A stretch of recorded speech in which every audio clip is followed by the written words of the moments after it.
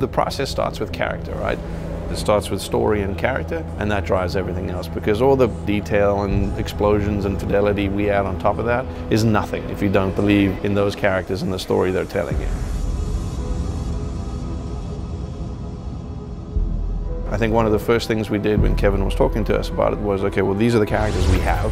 Who are the new people we want to introduce? The biggest of which was Atriox.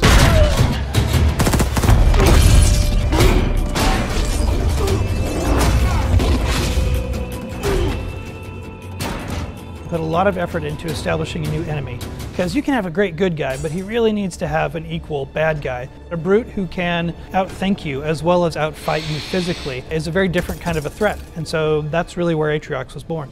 He was often sent on suicide missions, and he always returned, and that made him dangerous to the Covenant. So when we encounter him, he's at the crux of finding a way to amplify and strengthen that army. From a visual standpoint, everything should look like it should hurt you or potentially kill you. We wanted to layer that on top of some of that recognizable Covenant technology. So lots of ramming spikes, lots of layered armor, things that spoke to a brute's sensibilities and aesthetic choices. And then we've also given him little trophies, little very subtle elements that kind of speak to maybe what his past has been like, you know, things that could have just been from somebody that he's dispatched in the past and decided to just keep as a trophy and make it part of his collection. But also the form from function, where armor is at, serves a role. You know, he would be more protected around the core, like his chest, and he's got a larger shoulder pad because he's got an augmented gauntlet. Like, this should feel like a bipedal tank.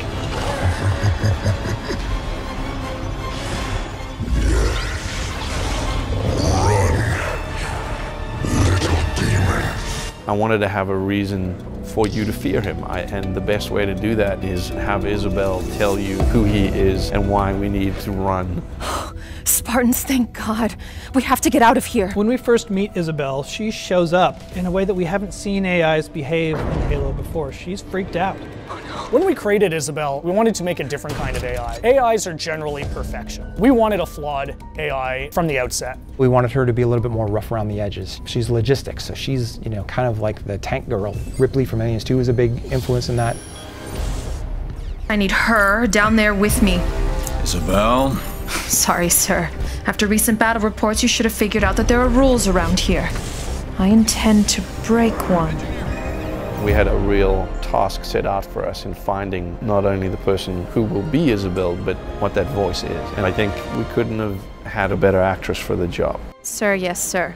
With the way that we shoot mocap, it has to be the same person who we're scanning for our character model. So this person not only has to look like the character, but has to act like the character and has to sound like the character. To get the likeness and fidelity that we really wanted, the technology demands that you essentially cast who you want to be that character. It's a creative choice, but it's also to showcase the best technology that's available out there. When it works so well, and you just get everything at once, and you really breathe life into that character. It's almost like directing a movie, right? At the end of the day, I mean, cinematics has always been somewhat like that, but now you've actually got us in the studio directing these actors.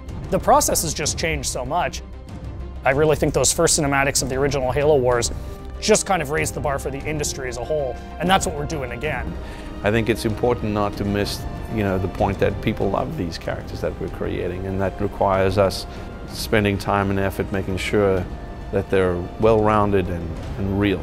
From the first word on the page to the first design we draw, to the actors that breathe life into them, to the final lighting and animation parts that we do here. Every single piece needs to fall into place. There's a lot of people out there that expect a lot from this franchise. That to me is the most exciting thing when you are putting a face to a brand new character. You're creating a new digital life, which is pretty awesome.